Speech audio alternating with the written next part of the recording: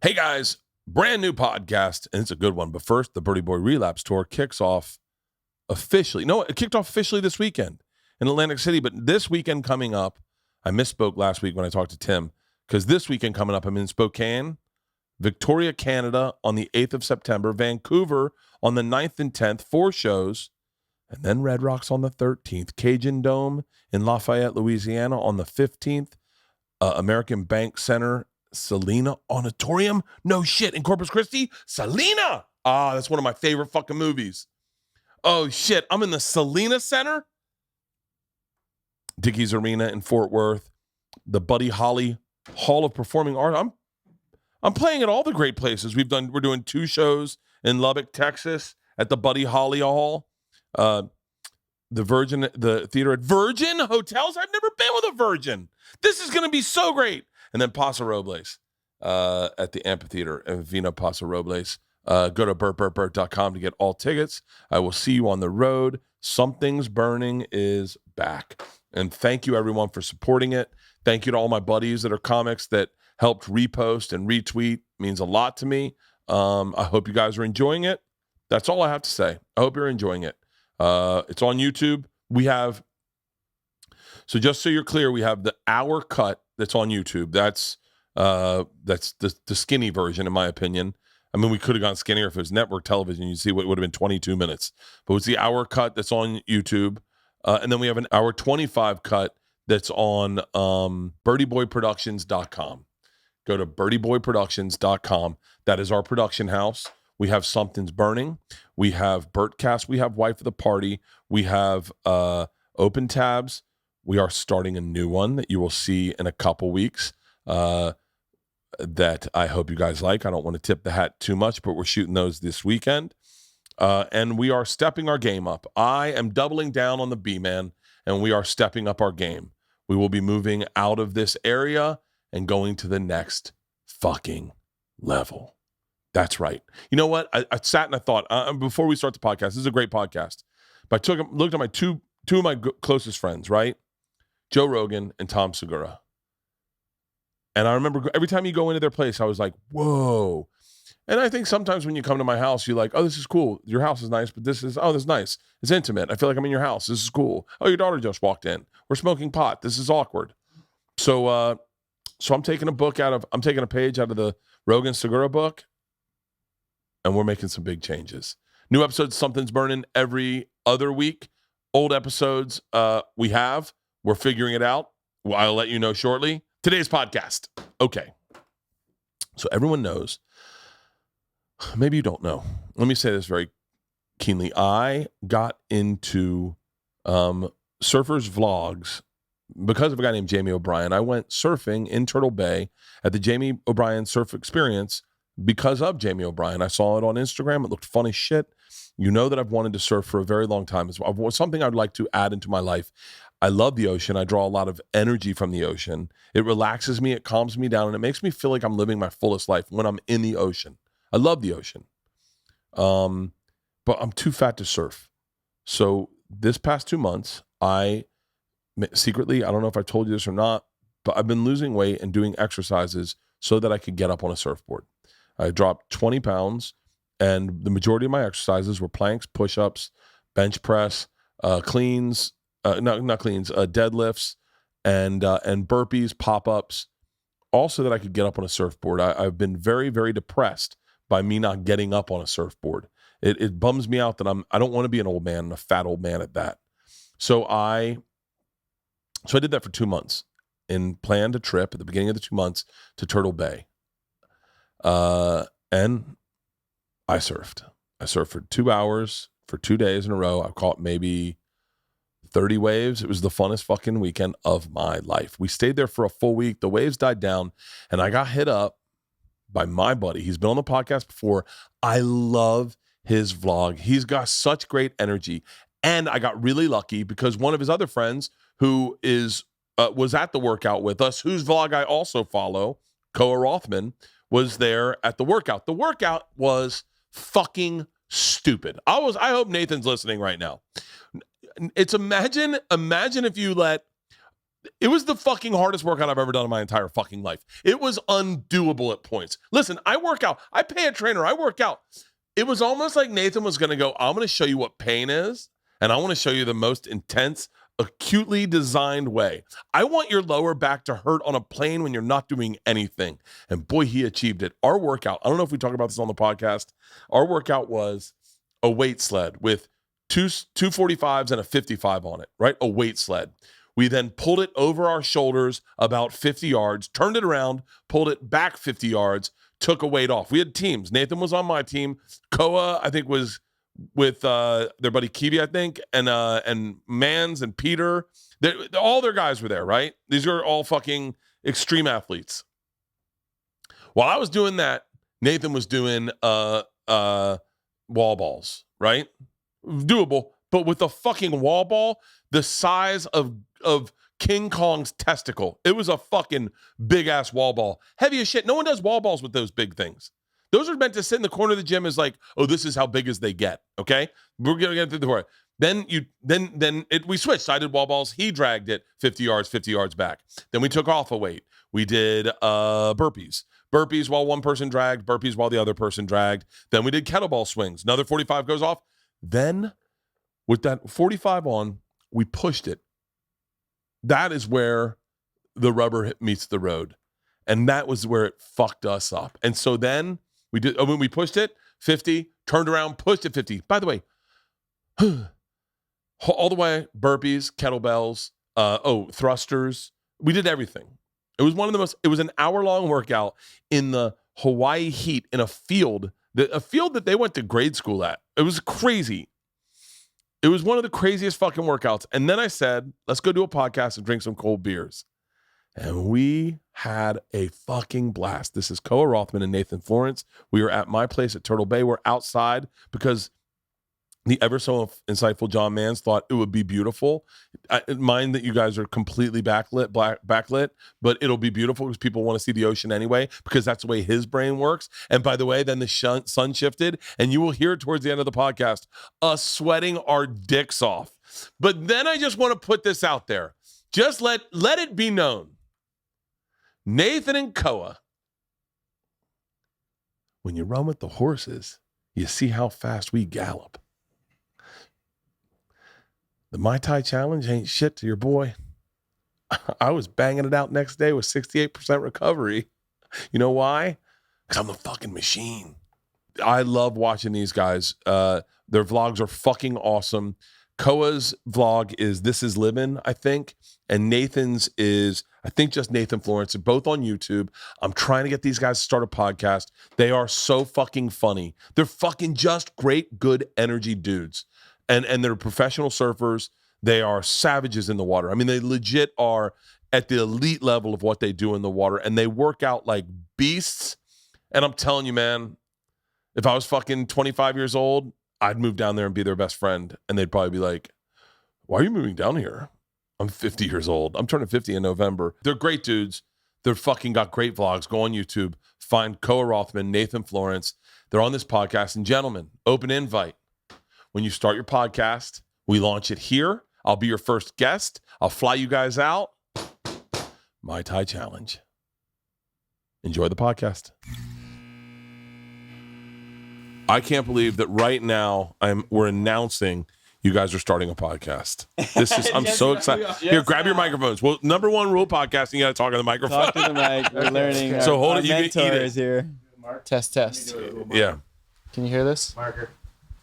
That's perfect. Meow meow. Yeah. Hello. Yeah. Keeping that range. Yeah. Okay, And if you fuck up, don't worry. He'll point it out. right, cool. What would you talk just about surfing?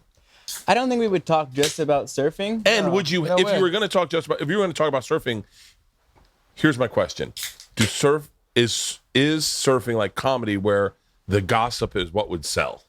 I don't know if it would. There is some platforms do sell on gossip, but I wouldn't say they're the biggest. Really? I think what sells. Are you talking about beach grit? Yes. Oh, they Exactly. suck, dude. Suck. Dude, I don't know why they're in my news feed, but they Get out of there. that's just how I get informed on surfing, and I'm like, I thought he was a good guy. They're not even big either. Yeah, they just make up stuff. talk Too. shit They're about not even anyone. They do make accurate. up They shit. straight make up stuff. Yeah, it's crazy. So when we started podcasting, like when I say we started, but when I first started doing podcasts with like Rogan, I mean, we were just trashing comics and just like unabashedly like that guy sucks. And then people were like, whoa, this is what they talk like, and it ruined a lot of friendships. Really? Oh yeah, but I mean, I can afford this now, so I'm So I'm okay with it. It was worth the friendship. But is that like, because surfing is bizarre to me, because there's a few things, almost like it feels like that you don't talk about. Yeah. You know? Yeah, there's like unspoken things, which I think if me and Nate brought those things to like light, it would do really well. Like the little banters in the lineup, or like The kind of lineup fights. is bizarre to me. So Yeah. so we are, just so we're clear, right now we're at Turtle Bay, and the guy who taught me how to surf, Kaikea, and it's a hard name for me, so I've been really bad with fucking. I'm like the biggest colonizer in the world, and so he called it a lineup, and he said, and I'd heard that term what you guys do, but he was like, so we'll get out there and then just wait your turn in the lineup, and when it is, you paddle over and we'll get you on a wave, and he's like, but also be mindful of the other people, because there are real people surfing, like real surfers. And he's like, be mindful of them, let them get the first wave, obviously. He's like, there's just unwritten rules, and I was like. And then we started talking about pipeline, and he was just telling us, he was like, oh, I couldn't just paddle out there, and I'm a natural born Hawaiian. Like there's rules to pipeline. Yeah. Yeah, there's like what you would call a pecking order, like who's first in line, who's second, like it goes in like generations kind of, and like whoever puts the most time in, or like who's from here, who's not, which a lot of people don't know. It's like like we know about it because we're so used to it, and we surf pipe every day, but it's like, it's heavy because only a few good waves come through a day. It's pretty much the most organized chaos you'll ever see in a group of 100 people battling it out at a wave that could kill you. And we know the priority. So to us, it's very organized. There's a generation that is a level above us, and they have priority over us, but we are a level above the younger generation. We have priority over them, but it's also skill-based. If you're positioned deeper and you're better at surfing, but you've also put in the time, and you have priority over someone who may have put in the time but isn't as good. Yeah. But it depends on that person. How old are they, and what was their career like at pipe? They might just be the guy that everyone turns like something like, they're going, you're turning, you're not looking. Would you like Nobody to looks name the some wave. names? Wait, what do you mean? Like, You want to name some names? Not on that one. What you would burn? would you like? I was curious. I would love to have seen Kelly Slater's first time on pipeline, like that first time, because he wasn't a name. I bet you guys, like people in Hawaii, knew who he was. Well, back then, like when Kelly was starting to surf pipe and backdoor, the lineups were a lot heavier. So a lot of people who weren't from here, and a lot of people who were from here, would still get sent in. They weren't even allowed to surf when a certain group of people were surfing at Get that sent time. in, being like, Go oh, to you the need beach and paddle don't, in. Yeah, we don't like, want to you better see you go out in, here. or you're gonna get beat up. Yeah. Because like we're surfing. Like it was like that for a long time. I wonder how many people that keeps. That keeps me away from surfing somewhat, because I wouldn't just go paddle out to Malibu and just be like, get in line up and be like, what's up, fellas? Malibu's the worst. I was Malibu's- just there. Yeah. Really? It's so bad. There's no rules. Like Pipeline has rules. Malibu has zero rules. Because like Really? rules as in pipe, you don't drop in on someone or burn someone or like go in front of them on the wave. Malibu, it's a free for all. There's no waiting. There's no priority. You just go on any wave. Really? And there's like 10 guys on a wave sometimes. So it all varies per spot. It's really strange, honestly. Yeah. What was the first time what was your first time like at Pipeline? Very first time. I would say we were probably together. Yeah, I mean, we started young. You guys, I've taken a lot of content, so it blurs in. Mm-hmm. But when I first found, this, but you're the first.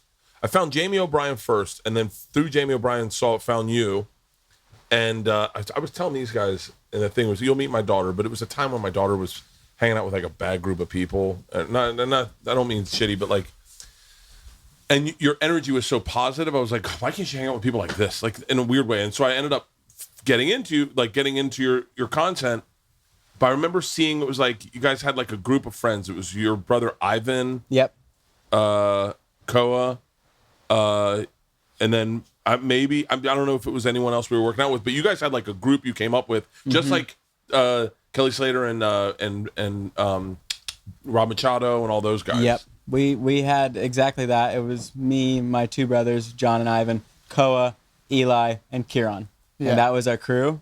And Kieran and John were a little older than us, so they started serving pipe a little before us. But as far as me and Koa went, like, was there a time where he came home and he was like, I served pipe today?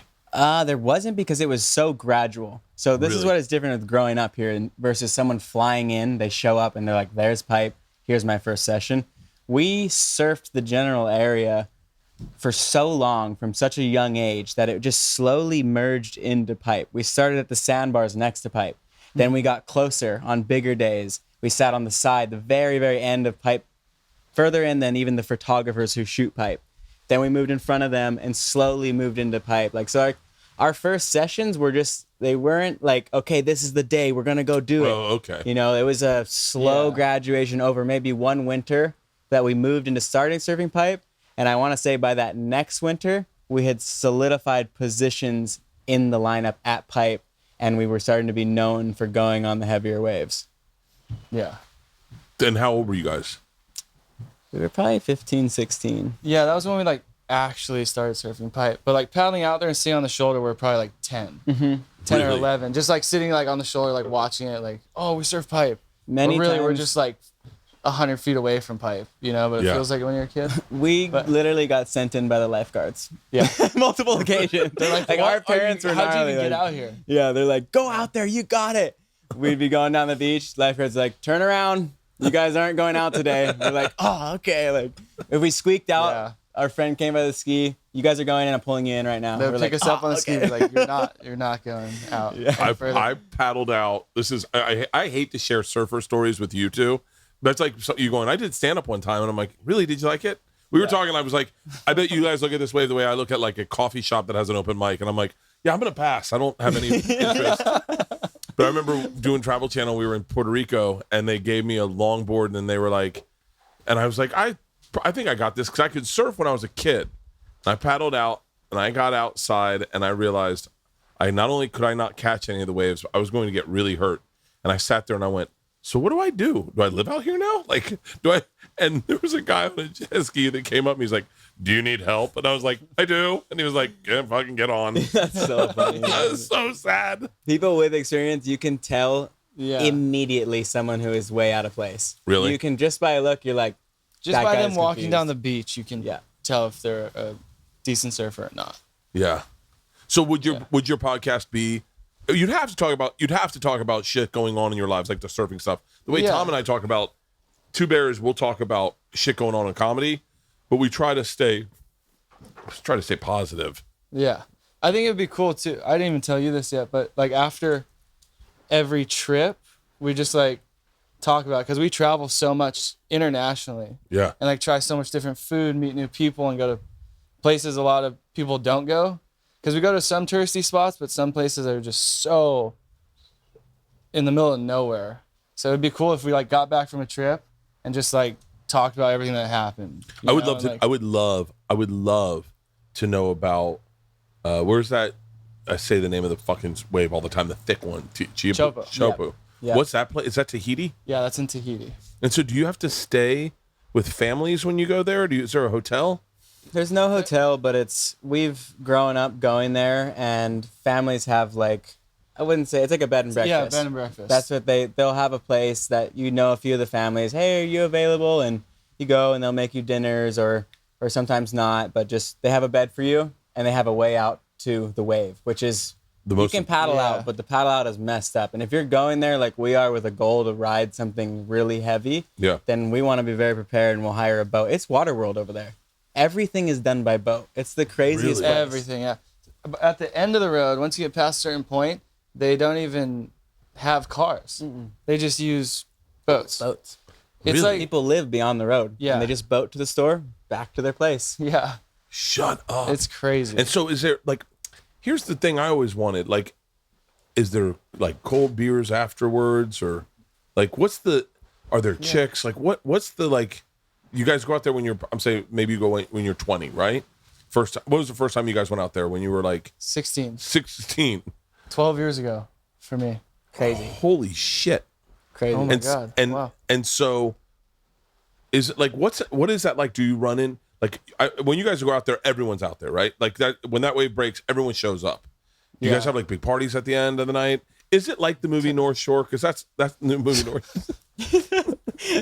Oddly enough, like there is a ton of similarities. Like, really? For sure. Like some things are way off and some things are straight spot on with like that kind of thing. But yeah, in our younger days, it would definitely be this end of the swell. Like, we're sending it. We're going to go ballistic. Everyone needs to decompress. We all lived. Let's get a case of beer and let's go huge. Especially those big swells. It's like you have just such an adrenaline dump. You're like, I just have to start drinking. Yeah. You're like, oh my God, I'm alive. I gotta celebrate, like, no matter where we are. I had a moment on once again, I feel like my stories really don't compare to your stories. When I did Last Comic Standing 2, I had a moment. I've never really performed in a big theater, and it was a large theater in New York, and I was so nervous. And now, granted, I was pretty addicted to Xanax at the time. Like, I was eating Xanax a lot. Damn. And but I didn't know that you could. I didn't know you shouldn't just eat it whenever you didn't feel good. Yeah. I thought, oh, you don't feel good, just take it, have a Xanax, you're fine. It's a bad one. And I was drinking a lot of Red Bull, and I was sweating so aggressively my ass cheeks, it was running down into my socks, and I thought, this isn't what I signed up for. This is part of the joke. Yeah, I was like, part of my set. I was like, this isn't enjoyable, and I don't want to do this for a living. And I was like, this is not fun. And I did my set, I got done, and I had this, like, Georgia wasn't born yet, she was pregnant. I got kicked off Last Comic Standing 2, and I was like, what the fuck am I doing? And I kind of got back into this, like, fuck the industry. I want to just, the thing I like, stand up. I'm just going to do stand up. I don't want to do big stress shows like late night or stuff like that, or audition for Last Comic Standing. I just want to do stand up. And like, I'll host shit, but stand up's what I love. And I just focused on stand up. And when we were talking today and you were like, yeah, man, sometimes you get on those planes and you're like, am I, like, this is really dangerous. Is there a part of you that goes, that like, where the stress of these big waves like Nazare or Chopu, where you're like, is there an end date, or do you think you'll do this at 50? No, there's definitely an end date. Really? We have both agreed. We feel like even now, we're nearing. Man, it's like a cat losing its lives. That's what it feels like. Every swell you get away with is one closer to something, is the way it feels. Like, they're so dangerous and it's so sketchy that it's getting to the point where you're like, hey, I don't want to do this forever. It's too much risk. I eventually, just like our last trip we went on, the waves were not terrifying. We had the best time. Yeah. Just the team surfing, having so much fun. We were like, when was the last time we did that? That was a low stress. I'm down one beer, by the way. I'm putting these beers down from our workout. Oh, really? Yeah, I'm down one beer. Are we being competitive with this? No, we're not being competitive. So this is now a competition. Because I got to tell you, like, I know Koa from content, and your content. I gotta imagine there's more of a business in content these days than contests. I mean, I think there is fully. That's where I think surfing was a little late, the whole industry, to like the merge of like content and competitive surfing. But now you can see like a lot of people, it's built into their contracts, like Instagram and YouTube. Like, now it's like a huge thing. And if you're not like top 5 in the world or something, like on the world tour, then you gotta be putting out something. Yeah. So like, that's where the whole industry is just like shifting at the moment right now. Dude, look at Jamie O'Brien, and I use him as an example because I feel like, and I wonder if there's even a bad question to ask, but I wonder if there's resentment in the surfing community for the way that he has branded himself as like fun party, almost PG rated, like surf guy, but he's a phenomenal surfer. but it's almost like content first sometimes. You know, does that make sense? There's always going to be that, and there is resentment in certain aspects of surfing that are on, oh, that's not so core, or that's a sellout to this or that. But to be honest, like, dude, Jamie's an entertainer. He's an entertainer. He doesn't just do content because he has to, but he loves content. Way back in the beginning of his career, he was one of the first guys making free surf films of himself. You know, he did films to begin with, and then it turned into his vlog and his YouTube channel. And he was doing all those edits on his own, hiring guys, doing the work, going on surf trips before it was like really a thing. And on top of that, he was like, screw contests. I'm over it. I do shit in contests. I don't like them. Similar to how you said, like, those big performances. Like, Jamie, even me and Koa, like, the big events, it just wasn't our specialty. And honestly, I never enjoyed doing it. I had a different stress. I could go out to a 20-foot surf session and be like, today I'm going to go nuts. I'm going to paddle a psycho wave. I'm going to get the wave of my life. But go out to a heat in small conditions and be more nervous. Feel my limbs like not working the way they should be. Really? And I'm like, why? Like, why am I nervous to surf this heat? Like, I was in no way enjoying it. Doing what we do now is way more enjoyable. Same stress, like more stressful because your life is on the line, but I could die here. More enjoyable too. Well, it's funny. Feel free, anyone on Jamie O'Brien's content crew, to pull this clip. The only reason I'm at Turtle Bay, I didn't even know they renovated it, was because of his fucking surf school. Yeah. Because I said, I want to learn how to surf. I'm not comfortable reaching out to you and going, hey man, that energy makes me compromising stuff. I'd rather pay my money and say, I got you for 2 hours. You're mine. Yep. Please teach me. And by the way, I may really suck for the whole fucking day. Can you just don't leave me? I don't want to feel like I'm wasting your time. I saw on Instagram this surf school, and I went, oh, I know Jamie O'Brien's a legit surfer. I know this will be a wave. This isn't going to be some bullshit thing, and I trust that the people he's hired are going to know what they're doing, and it'll be fun. And so I was like, and I also thought, I'm almost certain they'll shoot content, and so that I'll get some videos of it that I can post. I know, but that's like my brain. Yep. Yeah. The 2 best days of my life, for real, out there with my daughter at 9 a.m, and she's nervous, and I've known this little girl her whole life, and she's nervous, she's not confident. Usually her sister's there. My daughter Isla, don't let Georgia hear this, is a gangster in the water. I mean, first time we ever took her wakeboarding, popped up immediately, slid outside the wake and goes, can you jump that? Like, yeah. It just jumps it, and you're like, oh, fuck. Georgia could not get up on a wakeboard to save her life because her little sister already beat her to it. So out here, I'm like, I wonder if I talked to Leanne, my wife, I go, I wonder if that energy is going to continue. I wonder if there's a competition with little brothers that are better than big brothers. I wonder how that works. Georgia goes out, first wave, does this, lean up, whatever, knees, left leg, right leg, pops up. And I just watch her get so excited. She paddles back out. She goes, I did it. She's 18, but she's talking like she's a kid. Yeah. I did it. And I was like, yeah, you were great. I bust my ass like 3 times in a row. And then I'm like, fuck this. And then the guy goes, you're not listening to me. he was doing this thing where you're sliding your feet off to the side of the board. And I was like, huh? And he was like, do what we said. And I went, oh, okay. And then I caught a wave and I was like, oh, this is awesome. 2 hours out there, fucking had a blast. Next day, identical. And so for the money I spent, the experience I got way outweighs the money I spent. And so I was like, and by the way, my wife and my other daughter and my oldest daughter will be coming here to do that, because now my youngest daughter's like, I want to surf. Yeah. And it's just such a, and I had seen the video of you teaching your dad how to surf, and I was like, God, that just seems like such a fun thing to be able to do. What's it? I'm impressed with, like, people always go, I could do stand-up if you could just get them laughing first. And I feel like, I think people think that about surfing. I know I did.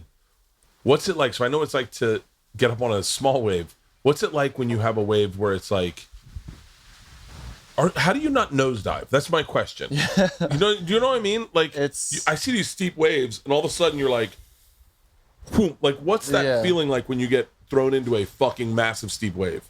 Well, I mean, it's a lot of practice. So like me and Nate have been doing it our whole lives, and it's become pretty much just second nature. Really? So we're probably not the best people to ask, because like standing up and on just a little wave is just like so natural for us that it's hard to even explain to someone who doesn't know how to do that how to do it, unless we like went and watched other people like teach a lesson. You know? And it was something like I said that in that episode you're talking about. I said, my dad was like, oh, what about it? And I was like, bro, I'm trying to learn how to teach as you're trying to learn how to surf. Because like Koa said, these things I learned when I was 10 years old, I forgot learning them. I just know them now. It's so instinctual. So you have to go back and think like, wait a second, how did I actually learn that? Like someone who started learning to surf later in life and got good would be an insane teacher. The best teacher, yeah. Because he remembers the process of learning. Whereas like us, it's a lot harder. Like we have to think harder on like, hey, what were the steps when we were first learning to get up? What was it like when we first learned to duck dive? Did we use our knee or our foot, or what happened? What were the failures and things that worked? And our form has changed for everything like to suit us. So like we don't do anything pretty much by the book nowadays. You know, like how they teach you on the beach before you like pop up on the board, and like we don't even have those steps. So for us to like tell someone how not to nosedive is like, it's just practice. You just gotta practice, and you'll figure it out. And we're on way different equipment on the bigger waves. Yeah. Really? So you guys are on a 10-foot board out here, and the reason is because it's so stable. The board is gonna catch any wave. It's easy. It's got glide. Once you're up, it's very stable. We are riding these boards that if you were to jump on, it has no stability for you. Really? It would just if wobble. you were like sit on it. In the water. water, In the water. Like, really? Yeah. Mm-hmm. So our boards are designed to not nosedive in bigger waves. If we took that board you were on out, we would probably have a very difficult time. Really? Could not use that. You couldn't use it in the bigger waves that we're surfing at. Probably it would be very, very difficult. Really? Yeah. So then what are the breaks here? Unless you're Jamie O'Brien. He takes his longboard out.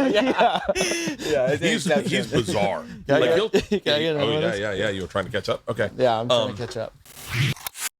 Now a word from our sponsor, BetterHelp. I was just talking about BetterHelp online therapy with Theo Vaughn. I'm in therapy. Sometimes I ruminate on problems. I will lay in bed and go over and over and over and over and over and over and over in them, or I'll fight with people in my head. And I have found that when that happens, it means usually I'm probably overworked, I'm tired, I'm stressed. And sometimes in those moments, it's better to talk to someone. If you've ever had that, or if you're going through maybe a breakup, something like that, therapy is right for you. And I choose online therapy, and that is why I suggest BetterHelp online therapy. If you're thinking about giving it a try, BetterHelp's a great option. It's convenient, it's accessible, it's affordable, and it's entirely online. Getting matched with a therapist is super easy. After filling out a brief survey, you can switch therapists at any time, and you can be matched in under 48 hours or less. If you've never thought about giving therapy a try, give it a try. Trust me. It's gotten me through some weird places, and I don't know if I'd be here without it. When you want to be a better problem solver, therapy can get you there. Visit BetterHelp.com/Bert today to get 10% off your first month. That's BetterHelp.com/Bert. This podcast is brought to you by Manscaped. My sack is so freaking smooth right now. Oh my God. So I'm in Atlantic City, and I just am just by the way, I started this in Italy, but I've trimmed it up so nice. And with Manscaped has everything I use for below the belt grooming. I'm telling you right now, their Lawnmower 4.0 with skin safe technology is the greatest thing I've taken to my balls since my hand. Okay? It is that enjoyable. What you can get is their Performance Package 4.0. It has everything you need to keep your sweet sack in check. Inside this package, you can find the Lawnmower 4.0 trimmer. I love it. I love it. I love it. I love it. Weed Whacker ear, nose, hair trimmer.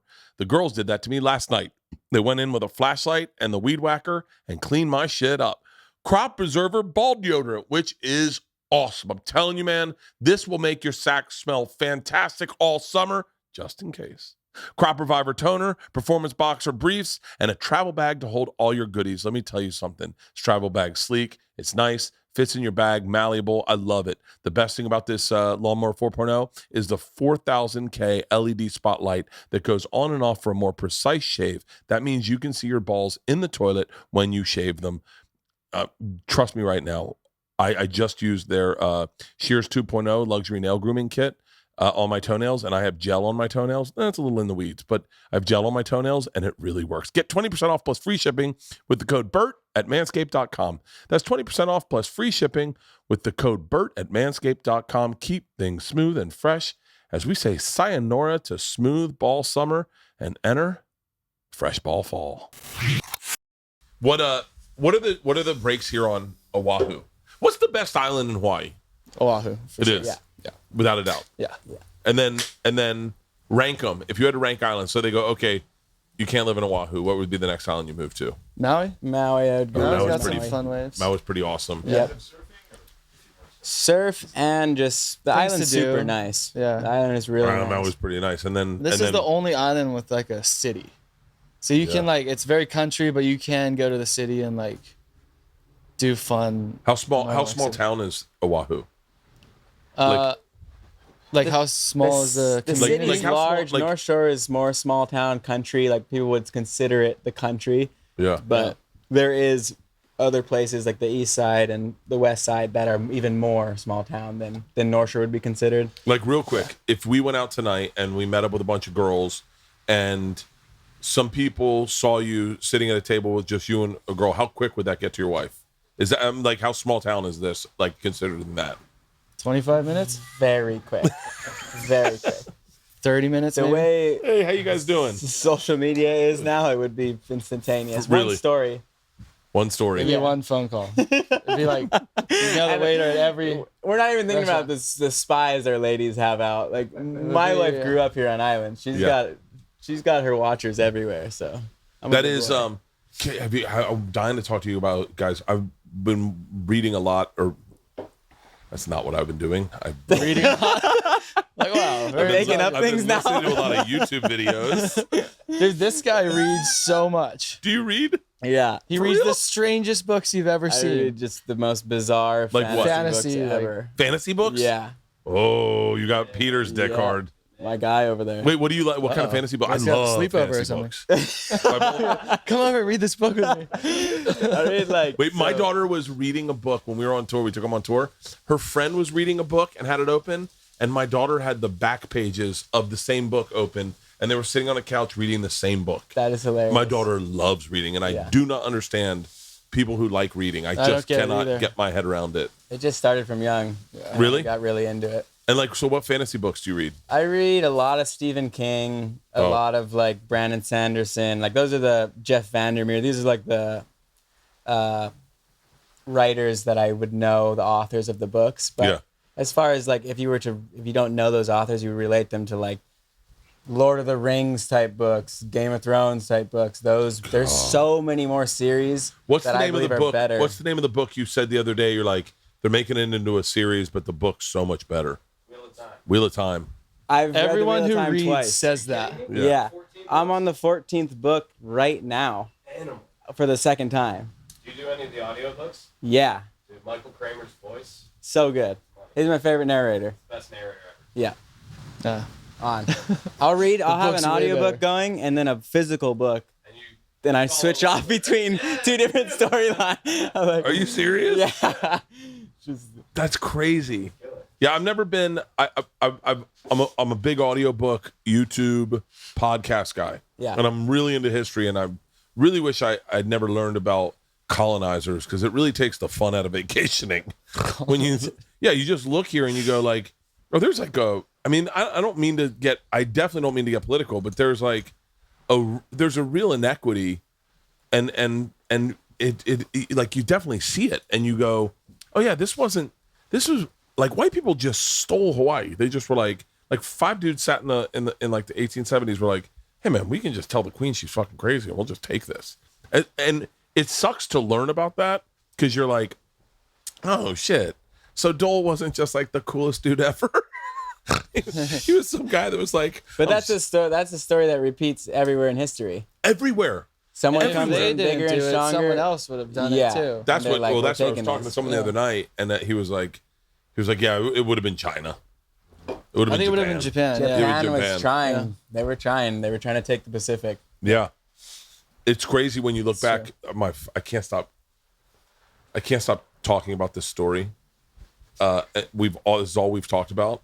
So James Cook comes to the island, and his dudes are riddled with syphilis. Okay, Yeah. Everyone thinks he's like, and they're like, no, let's get off the boat. And he's like, no.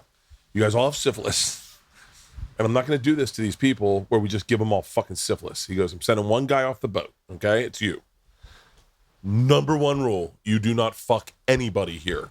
And the guy's like, got it. Yeah, got it. I've been on a boat for 6 months. I'll get you guys fruit. I'll get you guys fruit. I'll get you guys water. Whatever you want. Comes back 30 minutes later, and he's like, okay. I broke rule number 1. I broke rule number 1. It's over. I was on the boat for 6 months. You are not going to be happy. You should not have asked that of me. I don't have fruit or food or nothing, but I went on shore and I found something. Sorry. He fucked the chick first night. And he's like, what? You're not going to be cool with this. Even walking down the beach, they're like, I think he's zipping up his fly. Yeah. I can't stop thinking about that James Cook couldn't swim. How fucking crazy is that? How gnarly do you have to be to jump on a boat and go, I'm going looking for land and head into the ocean? I don't know how to swim. Dude, that's how it is in Indonesia. All the fishermen there, none of them know how to swim. No. And they go on the littlest, tiniest canoes, like handmade themselves. I did not know And they go out and drown. That is so sketchy. Yeah, they don't know how to Their boats are swim. not So like sketchy. watercraft worthy. They're like, Dude, they're they like get a lawnmower and put in a propeller this big on them sometimes. No And way. they just go out, can't swim. That is insane. Out to sea. People are still doing that. Can I tell you? I this maybe have to edit The it sun's out. getting warmer Do you guys here, know? huh? Do you guys know who Sebastian sweating. Maniscalco is? Huh? Do you know who Sebastian Maniscalco is? No. Nah, never mind. Keep it in. I think I found the two dudes. The 2 dudes on the planet that don't know. Never mind. The story's over. Sorry, He's Sebastian. like one of the biggest comics in the world. Sorry, dude. We'll look you up after. Pull him up. Pull up a video. I'm sure you've seen him on Instagram. Do you guys follow any comics?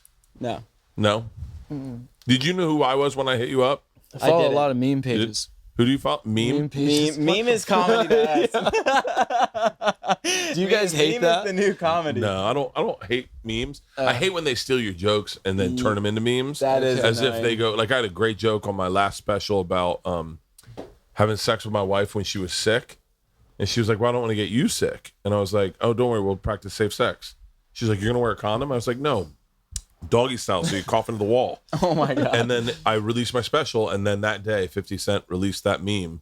It was just some guy that watched my special, was like, cool meme, sent it, 50 Cent posted it, and everyone's like, brilliant. And then you get the people that are like, yo, Bert, he stole your joke. And you're like, I'm not going to war with 50 Cent, okay? You're like, bro, shut up. Yeah, it's his joke now, guys. Don't talk about it. He It's made his. that joke. I stole it from him, That's his okay? meme. 50, Yeah, I've 50 never seen this dude. Sebastian? Yeah. Oh, yeah. I've seen him. never I've seen. What about Joe Coy? You don't know who Joe Coy is? He's like huge in Hawaii. Oh, Joe I've Coy. seen one of his The shows. Asian guy, right? Yeah. Yep. I've Yeah, seen one of his Filipino. shows. Yeah. Okay. Yeah. He's Filipino's Asian. He's big. There's a big Hawaiian comic. I'm gonna fuck.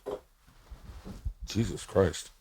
You ever look at someone on Instagram and you're like, that dude looks old as fuck, and then he's married to one of your ex-girlfriends, you're like, oh. We're not at that age yet. We're yet. looking at you like that. First of all, I killed it out there Bert today, is okay? sweating over there. It looks I am all pouring sweat, you see? Dude, I haven't I'm stopped sweating since that sweating workout. do that I'm sweating my workout, dude. fucking It ass was a off. bad workout. How do you Awful guys work out like that all the time? I do. I do it a few times a week in the field, usually. Really?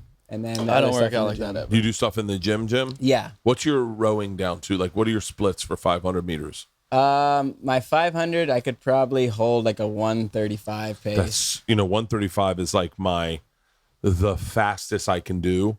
The hardest I'm pulling, I can't hold it for 500 meters. That 135 is a fucking beast. Yeah, rowing is so painful, man. Do you you do never it? get comfortable on that Sucks. machine. It sucks. It sucks you every should do time. it. You should do it at 265 pounds where your belly gets in between your legs and you have to lean your legs out to get in there. Like I'm giving birth every time. Like spreading, like- Dude, you have no fucking idea. So funny, man. You would be good though if you practice rowing because you're tall. All the tall guys are. Yeah, the they have a best way rowers. longer Yeah. pool. I love our friend. One of our friends is Vietnamese, and she can't run very well. And when you watch her row, it's almost like she's doing it on purpose to show you this is what you should not do rowing. Oh my god. Like literally, her hands will go.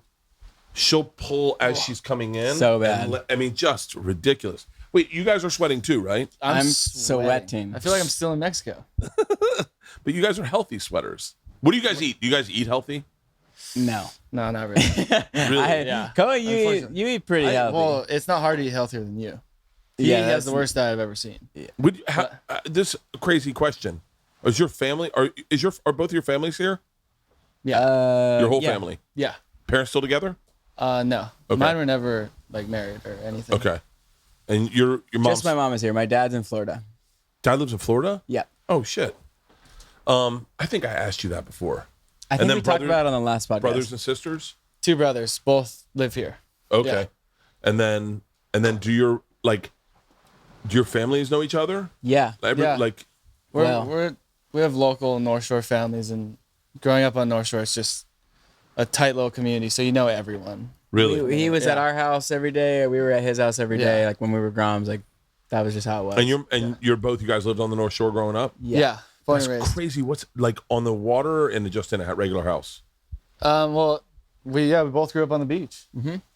It's crazy. I didn't realize how lucky I was until I started traveling and leaving here. I was like, oh my God. Like, Yeah. It's the dream is to live on the beach in Hawaii. Yeah. Yes. How did you feel about like a white guy like Tom Segura coming in and buying land on the beach, like next cove over, those houses that are all like in there, they're like fucking, I think they're all $4 million or whatever. How do you feel about that? That is so commonplace. It's a common thing. The only thing I think that is the problem here is that our property tax, you guys could correct me if I'm wrong, but from what I've heard is we're one of the very few states that if someone buys a piece of property for $4 million next to you and your house, you're in this like just a shitty little house that's worth like $500,000.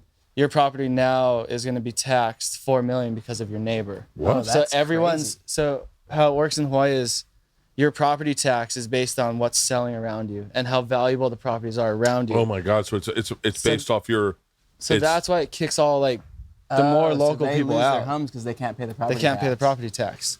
So that's why everyone's in like the shittier places. That is nuts. That is I think that's a catch-22. It is where they've set it up. Yeah. To get people out of their houses so that they can sell those houses. For more. And then, oh my God, that fucking sucks. Can you give me a beer? Yeah. Did you ever hear the podcast I did with Kamala Alexander? I'm not sure if I listened. I didn't even know you did one with him. Yeah, I did with him. Well, I had this moment in Denver. We were taking George out to see colleges, and I was like, we had a little bit of extra money, and I was like, hey, we should buy a house somewhere. You really are sweating, huh? Oh, yeah. The sun is on me now. We should. It's okay. I'm embracing it. Yeah. We can do another 20 minutes when we dine. Yeah, for sure. We're chilling. But I said we could buy a house somewhere. Where would you guys want to buy a house? And both girls were like, Hawaii. And I had this weird vibe of like, I think the way my thought was, the way Hawaii's set up is just go there and visit. Like, don't just buy a house and then Airbnb it. Like, you're not part of the economy there. Like, just if we want to go to Turtle Bay and spend the week there and then just go home. Like, you don't need to buy a house there. I was like, I just feel weird going there and buying a house when I know there are people that don't have houses. And then he heard that. Oh no, I heard him talk about that the next day on like Beach Grit, I think. Beach Grit, notorious. And then me and him hit each other up, and he was like, hey, I appreciate what you said. And then I was like, hey, if you're ever in LA, let's do a podcast. And we did a podcast, and he's a fucking fascinating dude, like a really interesting guy. But I think he kind of solidified that to me of like I don't know, I'm not woke at all, but like there's certain things where I can see it. Does that make sense? Like your generation is the woker generation. Like my generation was not woke at all. What is woke? Everything woke turns to shit. You guys have to start a fucking podcast. You have to start a podcast. I love that he just goes, what is woke? Bro, Trump on Bling, he goes, everything woke turns to shit. Oh, yeah. You didn't see that? Yeah. That's What's what woke it is. stand for? It's shit. Woke? Shit. It's just shit. I have to start a fucking podcast. Okay. What would you name your podcast? We don't know. Woke. What is woke? What is woke? Woke. Oh, that's fucking great. This is sweating. I'm sweating good sweat where I'm getting the workout number alcohol two. out. Workout This is has it. workout I number haven't stopped 2. sweating from the workout. Is what it is. But you're in great shape. I would like to think so. But you're physically. Nathan does not look like an athlete physically when This you is look the at him. biggest joke between us. Like, Yeah, like Nate looks like a bag of milk, but we'll smash CrossFitters in their own workouts. Yeah. It's strange. yeah, I just love to eat cheese and quesadillas, and I don't have a clean diet. I'm lucky. I can eat anything, and Yeah. I'm like fine. I never put on weight or anything. Best place you travel to surf that has great food? Favorite food you experience? Europe's pretty sick Well, yeah. because there's Where really in Europe? good Portugal? waves. Yeah, Portugal, Spain, France France is insane. The seafood. food's amazing. Can the French waves are people good. surf? They can. There's they're the super most good. incredible beach breaks ever in France. But I never thought like you'd think. What's a famous French surfer? Jeremy Flores. Jeremy Flores, yeah, Oh, really? probably Yep. one of the Oh, wow. bigger ones of all time. Yeah, I never think of. we share the same sponsor actually. Really? Quicksilver, yeah. I never think of French people being water people, or like when you think of like with England. Is there surfing in England or There's a big coastal community there. Yeah, really? But they're know the in a exact place spot. where a lot of the English surfers that get good, they start doing quick trips because Europe's all pretty central. They go to Ireland and chase heavy waves in Ireland. They go to those French beach breaks. They go to Portugal, chase heavy waves there. It's all pretty close to them. If you're in Europe, you're a flight away from really heavy water. or even Really? just a train, like Yeah. a little train ride away. Yeah, Europe's food is fucking. Insane, Europe's man. top tier, I think. South for Africa sure. is pretty fucking. Actually, awesome. South Africa is really good. Australia Africa's good. is really good. too. Dude. Australia's good. Australia has insane waves and insane food. And Everywhere great has coffee. pretty good food, honestly. It's just all different. And as long as you go, like, I'd say the third world countries, as long as you go with, like, someone who's from there and knows the place, you know you're not going to get sick. It's all, like, new and interesting, you know? So what are the islands? What are the islands in the South? Tahiti is got a great. Where's that Fiji. Chopu place? That's Tahiti. Tahiti. What's the food like in Tahiti? Is it just fish? It's mostly Good. fish Some- and rice, and they have like traditional dishes they call like poisson cru, which is Yeah. coconut milk put over raw fish and lime, and the lime cooks the fish in the coconut milk. It's like a with some different take on vegetables. poke. I It's guess so you could say. good, man. God, poke is Great the food. shit. Yeah, it's so good. Poke is the shit. It's the best. Did you see the Manti Te'o documentary? Yes, I watched it last night. I want to fucking watch it, Oh dude. my Amazing. gosh, Can I tell you what? mind-blowing. I've been texting back and forth with him because he's right there. He's Bro, like Koa, legit you right gotta there. watch I've it. watched the It's preview. so I want to watch heavy. it so Dude, bad. so wait, do you remember what Hawaii was thinking at the time that all that stuff? I don't catfishing remember was it going on? happening in real time. I I, don't knew remember like it. How and- long ago and was all it? that. It was a while ago. How long ago was that, Pete? I remember it going down, and I remember being like, it was before you knew about catfishing, and I remember being like, what the fuck's going on? This is so crazy. Like, why would he say that he met her if he never met her? And then I just kind of was like, oh, I thought he was doing it to boost up his money for the NFL, and then you realize what happened. Watching the documentary, you're just like, oh man, this guy just got cooked. He got Major. legit cooked. Like, and by the way, I mean, I really feel like he's a dude of faith, right? LDS, right? Which What's that? letter. It's Mormon, Cool, right? can I tell you why I love you? Because you are my best friend, Maurice Golson. His name's Huicho, and he goes and he grew up in Peru, moved to Texas, and then moved to Tampa, right?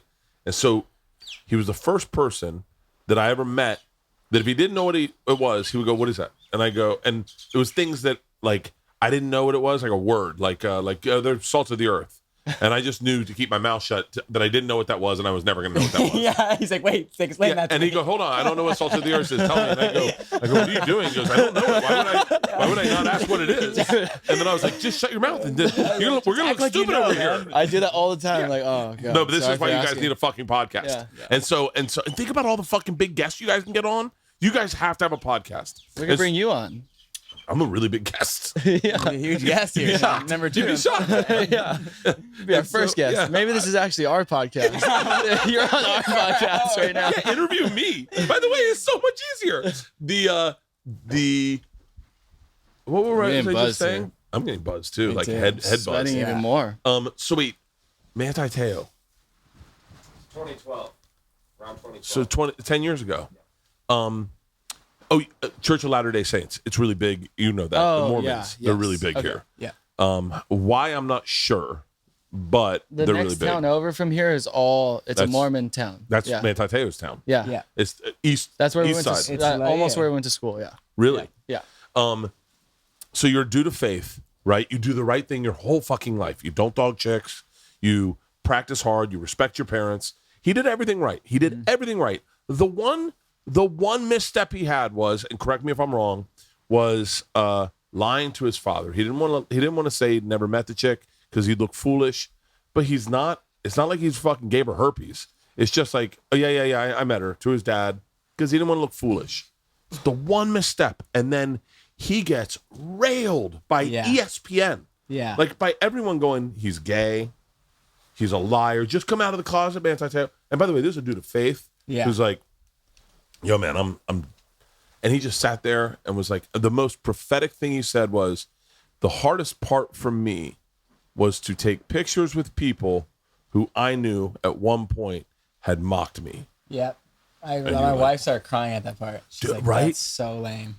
He's like, people coming up, fans. I'd be like, oh, this person's stoked on me. Take a photo, make a meme about him with the photo. Oh, and he lost God. all his confidence. Couldn't play right. Yeah. Such a Football, bummer. and he's in yeah. the NFL after that. Like, it was just shocking. Yeah. I got to go watch it. I'm going to watch it tonight. Yeah. Have you guys never run into Manti Te'o? No, He lives right I there. think so. I've never seen it. We should. I don't think he drinks. Probably not. Latter-day It's Mormon, Saints. yeah, they don't Mormons drink. don't drink. They Yeah. don't even drink caffeine. Well, they do No, they now don't. because they bought Coca-Cola. Oh, yeah. Right. For real? What about Elon's tweet? yeah. You see Elon's tweet? They bought Pepsi, right? And they said that's allowed. Elon's going to buy and put the cocaine back in it. Did you see that? Elon That's what he said. tweeted on Twitter.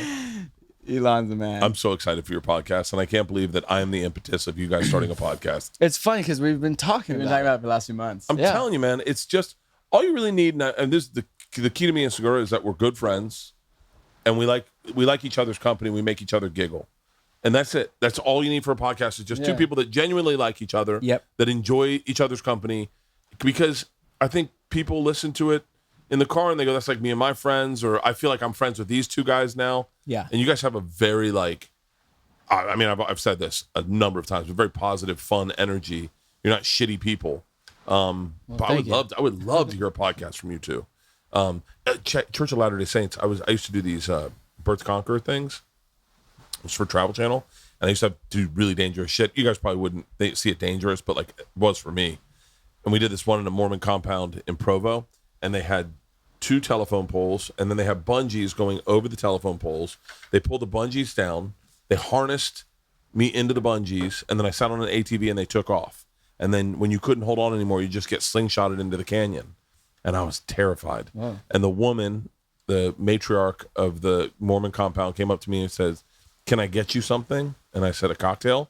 She goes, "Well, you know, we're Mormon. We don't really drink, but I'll see what I can do." And I was like, "Okay." You're like, thank you. So she comes back with a coffee mug, and she goes, "It's the best thing I could do." I was like, "Oh, nice." I looked at it. I was like, "Oh, it's fucking whiskey." I take a sip.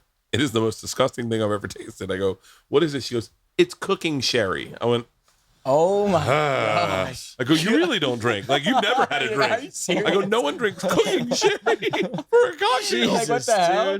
For some rubbing alcohol, you come, give me that. Like, Just water down some. Hand sanitizer. Take a shot quick. I gotta get back to work. Quick, squirt it in your mouth. quick. Fine. But Mormons are fucking thrill seekers. I'm surprised you don't have more Mormon surfers, because they are fearless, because they believe in God. They don't believe they're gonna go. They go to the afterlife and things are better there. There are a few surfers that are like that. They are really into their faith, and some of the big wave guys like that. They're like, God's got my back, and they'll go on anything, right. literally anything. Let's play a game. Let's blow up surfers that not everyone talks about, that you guys are like, that guy's fucking awesome. Whether he's like a cool dude or just like someone, not just that's fun. I'll give you an example. I'll give you a small example. I knew of Shane Dorian, but I didn't know much about him until I heard him on Rogan. Mm-hmm. And then I was like, oh, this guy's kind of a badass. And then I watched Shane Dorian take a kid out to Jaws for the first time. Yeah, Seth Moniz. Yeah. And the way he did it, I thought, oh man, that's so That's such a cool thing. I'll never get to do that with a child. Like, come on, you're going on stage with me. Take your shirt off. Yeah, Like, yeah. Make a joke, kid. But it's cool when you discover cool people. Talk about your dick. They'll like that. Sorry, dick. But like, who are some surfers? Like everyone, when people talk about surfers, they always talk about like Kelly Slater. That's it, really. Yeah. And then someone brought up Tom Carroll the other day, and I was like, I haven't heard that name in fucking forever. But like, who's someone like, I don't know, like who's someone you go, you know, who's like fun as fuck or who's cool as shit, doesn't get the exposure. Like, what name a surfer like that? I have one. His name's Emio. I can't remember his last name. From Emio Cezerk or something. Kurzak or something. Kurzak. Emio. He's from Tahiti.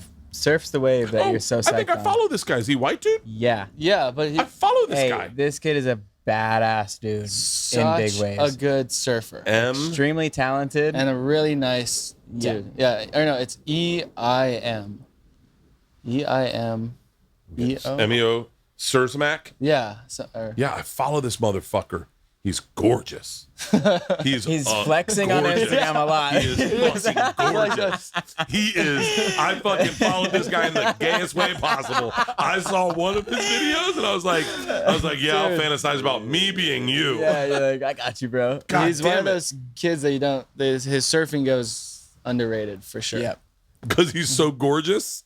People are like, yeah, there was a wave there. I'm so sorry. I was looking at your cheekbones.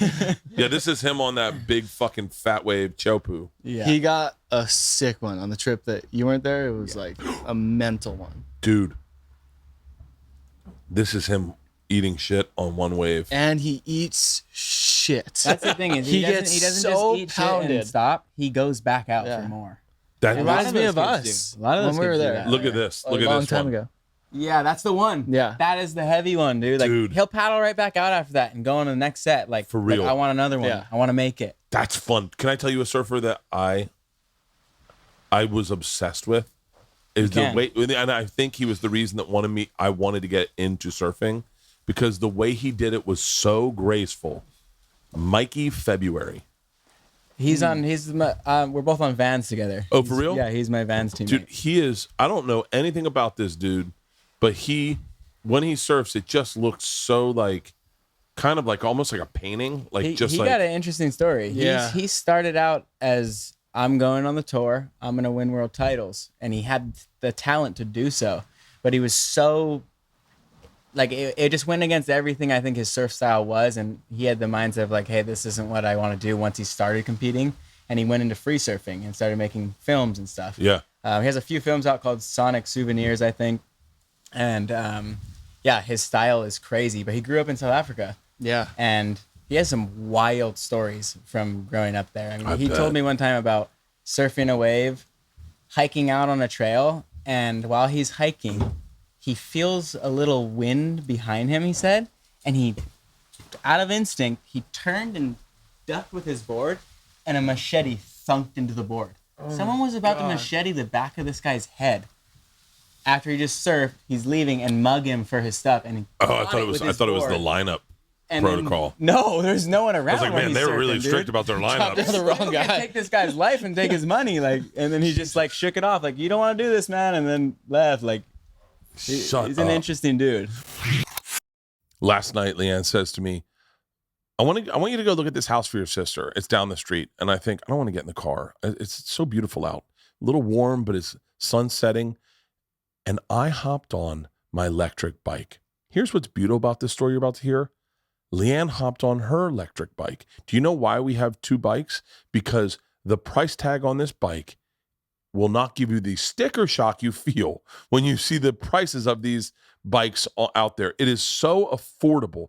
And what's amazing is they fold in half for easy storage and come fully assembled with free shipping. Plus, you can customize your e-bike with seat padding like I did for Leanne, size like I did for Leanne, and suspension options to maximize comfort. We drove down our street, took a left through neighborhoods, and had a fantastic evening on these bikes that, by the way, haul ass in my opinion. Look, I ride motorcycles, but these things reach up to 28 miles per hour with the help of a powerful 500-watt motor, and they take on any terrain. I'm telling you, gravel, sand. We took one to the beach. Snow, we don't have that here, but whatever. They have a powerful removable battery, a bright LCD display, 7-speed gearing, and 5 levels of pedal assist to power your ride. We took it out all night long. I don't think we got up to 45 miles. I don't think we got to 45 miles, but they do go 45 miles on a single charge. And like I said, we were having a blast. They have different e-bike options and accessories providing optimal comfort, convenience, and safety. Hop on and ride with Lectric E-bikes. Go to lectricebikes.com and get $100 off any e-bike purchase. That's LECTRIC ebikes.com. What about the two? What about the two? I'm not gonna bring up a name because you might go, these guys are fucking fools. There were twins that had like a health food store here in the South Island. Good looking guys. Or North Shore. They do like, never mind, fuck it. I followed them. I don't know any twins. Are you talking about Sunrise Shack? Yeah. That's Koa's part owner of mine. that. No, wait. The coffee shop, the yellow one? With That's Koa yours? Smith. So there's a Koa Smith and there's a Koa Rothman. Oh, yeah. So yeah, that's mine. Oh, for real? Yeah. God damn it. Yeah. I'm really bad at No, details. it's okay. I mean, they're all over the Instagram and stuff. Yeah, I don't like dealing with I that think I stuff. follow you on Instagram. Do I follow you on Instagram? I don't know. Honestly, What a not cool name on. Koa is. I know, right? Rothman from the Hyannisport Rothmans. What's It's a that? joke. It's Right over my Right head. over our head. Flex joke. Are you a comedian? Rothman's is, I'm assuming you're Jewish. You got to be part Jewish, right? Jewish blood, yeah. Yeah. Rothman, they would do that like Johnson from the Hyannisport Johnsons. It's a Fletch joke. You ever see Fletch? You're speaking a different language right now, Bert. We don't get off the You island lost much. us 2 minutes ago. The first episode of your Like show. another beer, We please? just all watched Fletch together. Fletch is... I'll tell you if you follow me. You do not follow me. Here's who you sit in follow. the sun like You ready? You follow Poopies, who is... Well, I'll follow you right now. Poopies is On the fucking spot. hysterical. Did you see him get bit by the shark? Poopy's almost died. Yeah, I know. Yeah, I don't think Poopies put that much weight on it, but Poopies was like, he was like, I'll teach you how to surf. And he's like, good thing going on with me is you can guarantee you probably aren't getting attacked by a shark. No one gets attacked twice. The odds are in our favor, bro. You're good. So I was you'll like, get way- attacked. Way to go. Not me. Yeah. You. Oh shit! It's both of us. Poopies. I did Poopies podcast. I've never laughed harder. Oh, he's got a podcast. Is it good? It's. I don't know the right way to say this. It might be. First of all, let's be very clear. And by the way, this is all love. It's not so much Poopies interviewing you as you getting to followed you meet back. Poopies. and you are, if you're like I wouldn't have him sit down with Barack Obama, but like I would definitely have him sit down with Michelle, like because I think Michelle would get this guy, Michelle Obama. Poopies is so fucking funny, and the things he says are so out of left field. Well, Poopy's lived down here on North Shore for years Really? with Jamie. Yeah, so we like got to know Poopy's really well, and he was like, "These Poopies." He's Poopies. He's like, "Oh God." He said to me, he goes, I just shot a bottle rocket out of my asshole. Do you want to know how I came up with that? And I went, I think I got it. I mean, It seems pretty simple. And he goes, oh no, I want to tell you the whole story. And it was a whole story. And I was crying, laughing at the my end. God. Because Poopies he doesn't try to, he's just genuinely who he is. Yeah. It's He's really just cool. himself. Yeah. It's almost like he's been untouched. And I was a fan of him through Jamie's podcast or through Jamie's vlogs. Are you guys really getting burned up by the sun right now? We're It's melting. okay. Okay. I've accepted it. I You followed you follow back. Joe Rogan. Do you like Joe Rogan? What do you like like Joe about Rogan. Joe Rogan? This will go viral right now. Let's talk about Joe Rogan for a second. I can tell you what I like about Joe Rogan, okay? I'll start. He is the most curious human being I've ever met in my entire life. He is I feel like he's super open-minded and will listen to every side of everything, He is. which He I think is super, He super has cool, a crazy in my ability opinion. to have a normal conversation with almost anybody, no matter their status. Yeah. He You can are- sit there Political and have view or a conversation with them Doesn't matter. He doesn't get nervous. He doesn't get under pressure. He can ask them questions that they probably never get asked in the public eye. And they'll respond organically to him. That's the craziest part. That's why he has such good discussions, it seems like. The best part of Joe is ultimately he's a comedian at heart. Like, I know a lot of people see him as like this big media entity. But he's really just a comic. And my favorite moments with him have always been giggling. Like, and you forget. Dude, yeah, like, he's funny. I saw one of his stand-up specials on Netflix, and I think he had a joke or something about like his something with the Hollywood industry. Yeah. And like his son getting offered like Batman or something. I don't know if you remember. Like, yeah, I think I do. And I was just like, holy shit, this guy's fucking so funny. Dude, I remember him telling me one time we were high as fucking shit.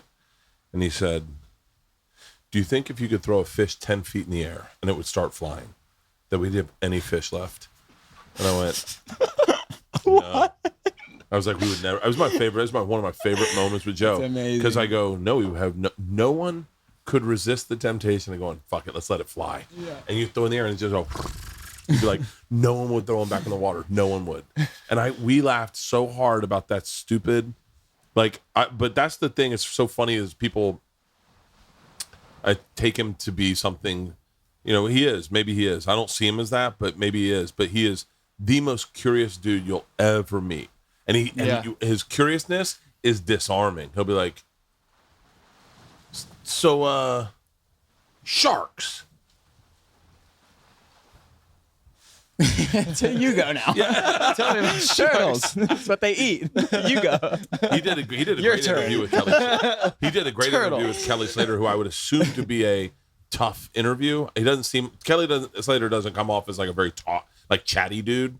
He is. He really is. For real? Yeah, he is a very chatty dude. Seems like him and Joe Rogan would hit it off. From what you were telling us, Kelly did. is to the T as competitive as you express Joe to be. Like Kelly is that person. He is competition. Joe Rogan is the most physically competitive person you will ever meet. In my runnings, he'll have a heart attack. Like if we were doing that thing today he's like, I'm gonna die for this.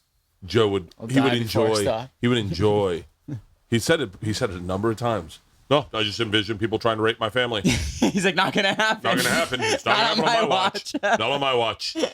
I remember saying to him, what do you think about when you work out? People raping my family. And I went, oh, that's funny. I just think of the numbers of how many sets I have to do. I think of how much I have left. Yeah. How much time I have left. But yeah, I can see how that is. I want to get him into surfing. Yeah, man. I feel like he would love it. Should bring him out. I've tried to get him. Well, I'm still in my baby steps right now. It's not like I'd be like, go, Joe, come on, let's go surfing. I got you. I'll give you a lesson myself. We just got to get guys to push us into waves. It's so much easier when you have a guy go. The way he seems like into hunting and all those different things is the same thing with surfing is doesn't matter whether you just started or you're at our level or at someone like Kelly's level, you're always getting better. Like, wait, how different? No how different is your level and Kelly's level? Kelly, they're way different. Like, do you? I mean, maybe to the layman's eye, people don't see. I don't think they see a difference. I don't know if they go.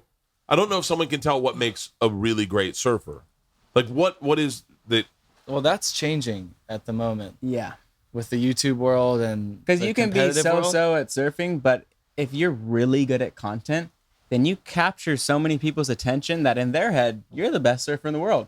But they don't see the guy that maybe is like technically the best surfer, but he does no content. Nobody knows he's the best surfer. Yeah. You know, like they just see me or Koa on YouTube every week putting out episodes, and they're like, these guys are fucking on. Yeah, they're like, oh, you're the best surfer I've ever seen. Surfers in the world. Ice cold. And I like we know we're. But I mean, like, what is it that makes Kelly? What is it that he does that you go? Yeah, I don't have that in my quiver. He does 11 world titles in a single No, but is it just the competitive side of him? It is the competition. It is his freak ability to do things under pressure, and he excels under pressure. He gets better under pressure, and it's to this day. He'll go out at pipe, paddle out of nowhere, out of the blue. Nobody knows he's on the island. 10-foot day and get the wave of the day. Freak ability to take the show and take the day. out of nowhere, out of the Really? blue, and You can consistently, man. read the ocean at any spot better than I think anyone I've ever seen. Really? It feels Yeah. like the ocean is catering to him. And John and Jamie have the same ability, but they're so in tune with the water. They're putting themselves in the position where the wave is going to be before it comes in. Yeah. But to us, it's looking like we're like the ocean's giving them everything, giving them the best wave of the day every single time. They're They just just have a that different good. connection They're with like- the ocean. I guess it'd be like Like that's the type of thing that would be so sick too. Like the unspoken thing is being able to read the ocean so well that you know where a set is going to come before you see the set, based off the waves coming before it and what they look like. yeah. Like That's He's crazy. a freak. totally. Same with your brother, his older Yep. brother. It's like the same way. It's like almost like waves, just like the best waves come to them, but really it's them putting themselves Subconsciously in the being right there. place But to what- get those waves. Yeah, but because I think that is one of the biggest things of like, one of the things I say when we sit at the beach out in LA and we watch people that don't know how to surf is you'll see a lot of people paddling, think they got to go to stand up and the wave passes them. And you're Yeah. like, oh, that they're not in the right spot. And then Yeah. is that, So It's- that's one thing that has separated surfing from other board sports so like drastically is that like skating and snowboarding you get to hit a ramp or like a Yeah. rail or It's something. there every it's, time. And- it's fair game for everyone. On Yes. top of that, in surfing, like you're still like going for this wave as if it's a ramp or something, but you got to judge where that wave is going to come through in the lineup. So you're dealing with like Mother Nature. You got to be like Yeah. here to get even into a position that you can surf the wave. What I love about Kelly Slater is that he is unabashedly competitive. Yeah. I love that. Yeah. And I love that I love that people don't know how to celebrate it because that just puts them in a different pack. Like if you don't know how to appreciate a man who literally throws a temper tantrum if he loses at ping pong, then you go, oh, you've never been a man. Like I get competitive. I get very competitive. Yeah. I heard a quote today. Someone said, I'm non-confrontational, not because of what I'm afraid you'll do to me, but I'm afraid of what I'll do to you. So I'm very non-confrontational because I get very competitive, like insanely competitive. I have rules. I have certain rules that I will not, I won't do, especially with people I care about, because I know that is the closest place for competition to show up is like in a best friend. I'll never look at Tommy's ticket sales. I'll never That's the data. That's the rules. Like I just I won't look at it. I won't look at Joe's ticket sales. I won't because there's guys who my people that'll be like, how's Bert doing in Atlantic City this weekend? And then they'll be like, oh, his second show, he's got some tickets to move. And they'll go like, good, I got him, right? It's a thing that happens in comedy. I never do that with my friends because I know that there's something inside me that does get insanely fucking competitive. Yeah. And I don't like that part of me because it's not especially in comedy, it's like not cool. But I love it when I see it in athletes. I have to pee Yeah, so well, bad. I'm Go gonna piss. go. Go piss. Go piss. I mean, that happens between us and our friend group all the time. Like, Really? Yeah, all the time. So like, he'll get, like, say he gets a really good wave. Obviously, he's my best friend. I'm really happy that he's got this wave that's maybe going to better his career or something. But I'll be out there at the same time being like, I want a better wave than Nate. Yeah. Or like Eli or someone, whoever else is there, you know? So it's like this ongoing little banter of competition, but it's like, it would never make me resent them in any way, but it almost just like pushes you to go even bigger and better. Well, the best thing that happened with me was that I got my money. I make money with Tom. Mm-hmm. So like anything that happens to Tom helps me exponentially. Yeah. Like I benefit from his success. Yeah, us as well. Like people see Nate's vlog. Like my vlog might be on the side, What like if I right there. subscribe to your vlog too? I don't know. I'm gonna find out right now. Like and Everyone subscribe, should- leave a Well, comment. tell about your vlog. Tell about your vlog right now so people subscribe. Oh yeah, my vlog is called This Is Living, and it's on YouTube. So go check it out. It's a surf vlog. It's really fun. We got a bunch of videos coming out right now from Mexico. Yeah, that's. How do you guys kind of dictate who releases what content versus the other content? Like who gets to release first or whatever? Yeah. It's just whenever we're ready or like Are you whoever's living? do it first. Huh? Are you living? What's it called? This is living. Or it's under my YouTube's type Koa Rothman actually. What a But the great series name. is called This Is Living. Thank you. Koa. I got stuck with fucking Bert. Bert's pretty sick. There's a surgeon next to that lives right down the road named Bert. Oh, really? For me, yeah.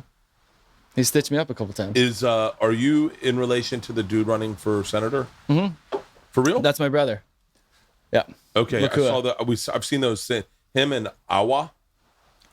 Brandon. Brandon. Those are the only names I recognize. Brandon. Yeah. I'm sweating. Should You're we? dripping. I'm dripping sweat. I'm just directly in the sun. Just 4 beers in after a sweaty workout. I didn't even get to drink water. All right, I just subscribed to your vlog. He's like, no, I'm uncomfortable. I just subscribed to your vlog. It is, This Is Living. That's it. Yeah. Code Red 2.0. TD scariest chupu ever. Oh, 1 month ago. Yeah. I like your branding.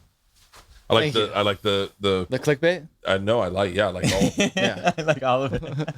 Like everything about it. Content, baby. Thank you. I watched a video of you having a wipeout 8 years ago. Really? Yeah, I don't know why. From Surfline. Did I get hit in the head? I don't know. Might have It's a been your 2-minute video. Himalayas one. Is it weird like that you Which look at a one? 8 wipeout years or ago? look at a failure as almost more interesting than catching a great wave? Like that, I saw you paddling for 45 minutes? That was the most hilarious video. I watched. I think all 45 everyone minutes. else looks at the wipeouts like better than catching a good wave. Kook slams is one of the best fucking. It is so good, man. Especially when you know who it's happening to and you see a fat white dude with shorts up to his mid waist walking into the ocean. You're like, this is gonna be good. It's relatable. People are like, fuck, I've been that guy. Unfortunately. Damn I've been it. there. We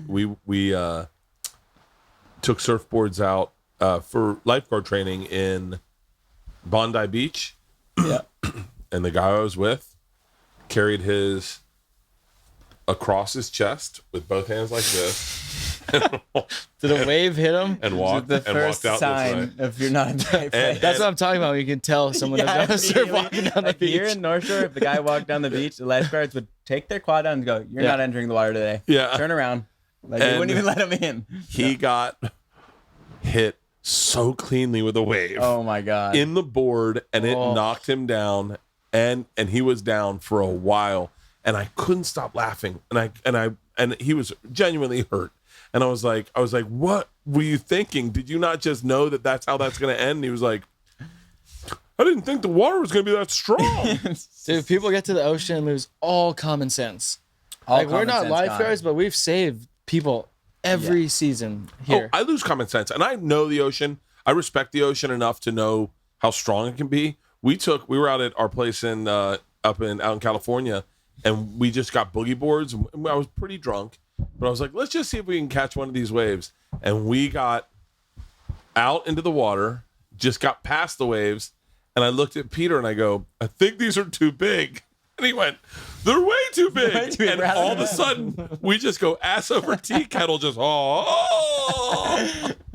they got fucking killed. Oh man. You should see what happens here in the wintertime, like our surf season, Yeah, when there's waves on North You Shore. gotta It's come just during winter, man. I'm you could going make a to. video just like filming people. Yeah. I would like to come down and dealing see. with the ocean. I would like to see what a big day on wave. I think it's because it's mesmerizing. Yeah, that's what really separates this place, like North Shore in particular, from other places. That's why it's so popular. Yeah. It's because you can stand on the beach and watch Pipeline.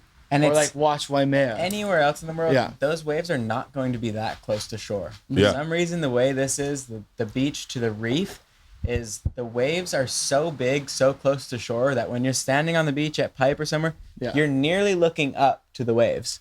Like the surfers are up from where you are, and you're watching Yeah. these massive waves roll in like a gladiator's dome in front of you. Yeah. Well, it's like the beach is like a stadium, which is Yeah. like why this place has become so popular.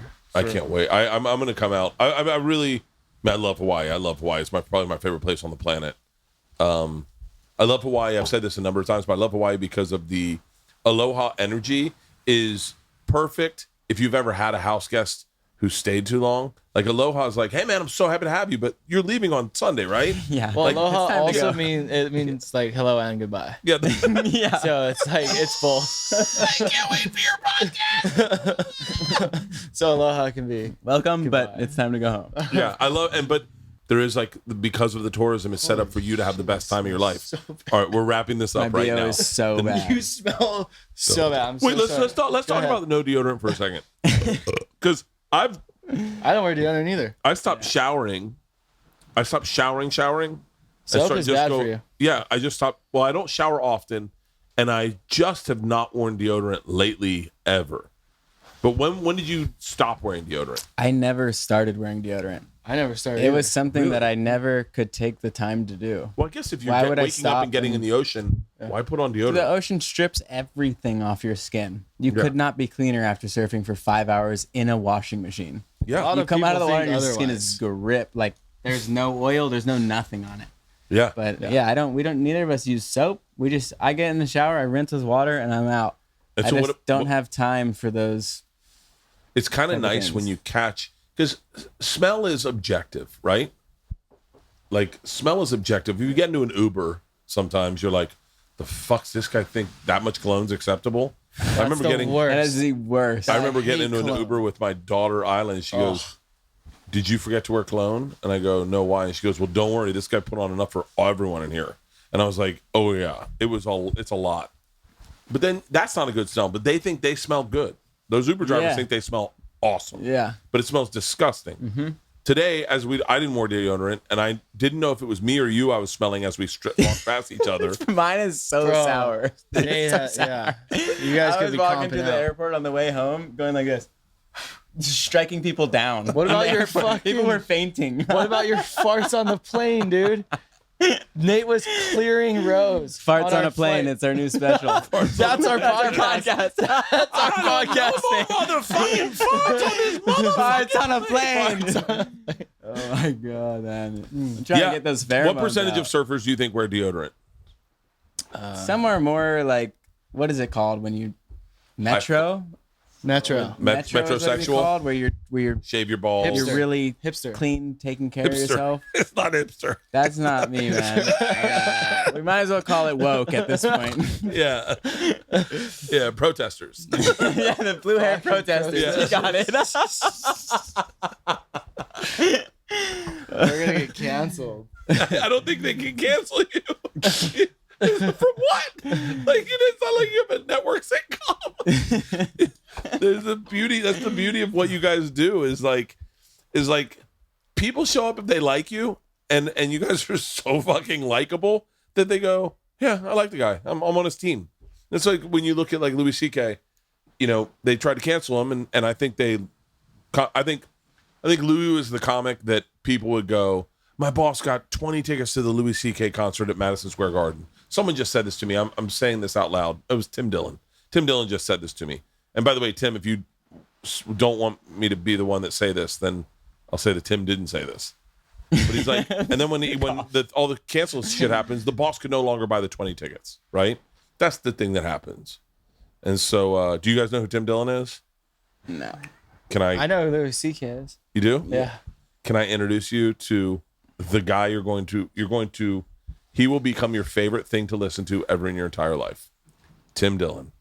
I'm gonna send you a couple links. I'll start sending links to you guys. Yeah, you should. And you guys will be like, who the fuck is this guy? He is fucking hilarious. Hilarious. He's like Alex Jones, but if Alex Jones was gay and funnier and didn't mean it. Bro, that guy is funny without trying to be funny. Yeah. All right. We should wrap this up. You're on fucking fire.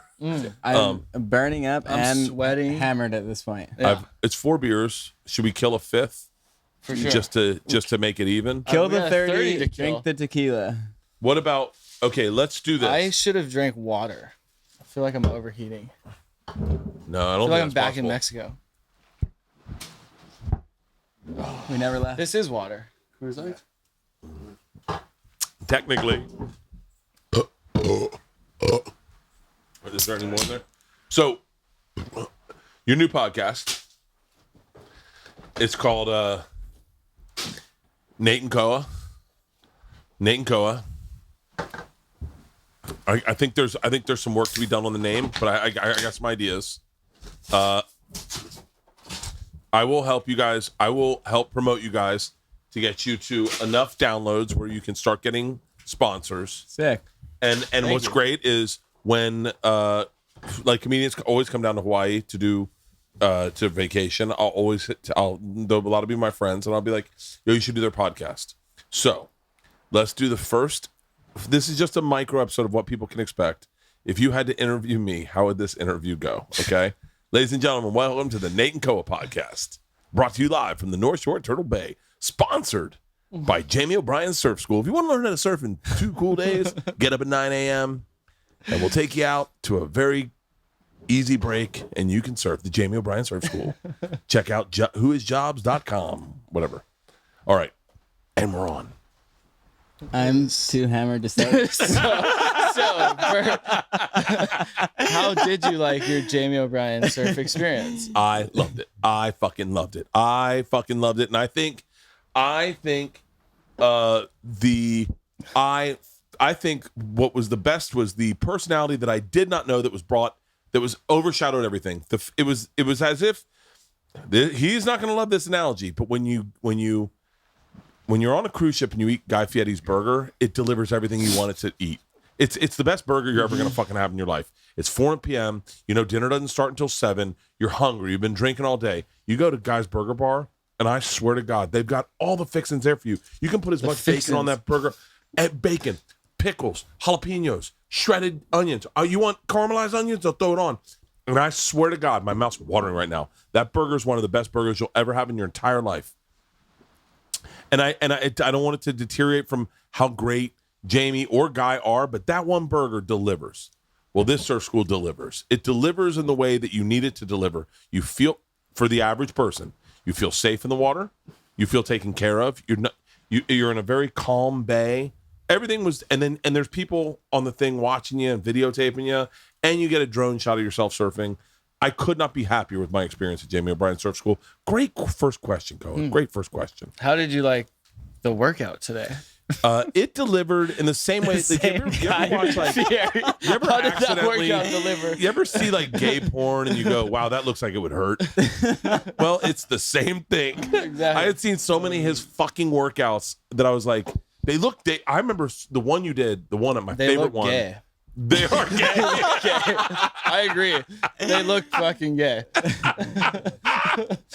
The one you guys did where you swam out to the buoy and swam back.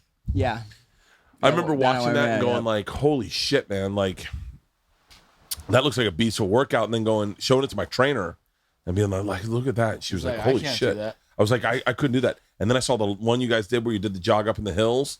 And I showed that to my trainer. Yeah, I showed one on Two Bears, One Cave. I showed one to Tommy on Two Bears, One Cave. And I was like, I wonder what these are like. Because they look hot. They look uncomfortable. And then you get there and you're like, oh, and there's the smell. Like it's like there's no grass. There's rocks in this field. It's hot. The heat rises from the earth, and there are children. Right, fucking. There's so much in the sea. It smells like my shirt's on fire. I can't imagine your sunburn is helping much either, Bert. Oh yeah. I should probably get out of the fucking sun. Yeah. Bert is, if you didn't know, he's relocate here. My lip. I woke up with a swollen. Have you ever seen that? A swollen lip before? Yeah, man. For real? My lip is basically a burned sausage at this point. 2 burned sausages. Yeah. What happens? Do we just lose them one day? One day they'll fall off. Yeah. Honestly, though, the sun is so intense that people underestimate. Like, you're sunburnt from your 2 day or 3 days here. Like, we go on 3-week surf trips, and it's the sun poisoning that in the end takes us out. Really? We cannot handle any more sunlight. Sores will open on your lips because your lips crack. They dry and crack. It's not herpes. That's just you, dude. I don't get that. That's a great name for a podcast. I don't get look at me like, that's a great name for a podcast. Sores. That's not herpes. Sores on your lip, huh? Not me, man. It is what it is. I'm on the same surf trip as you.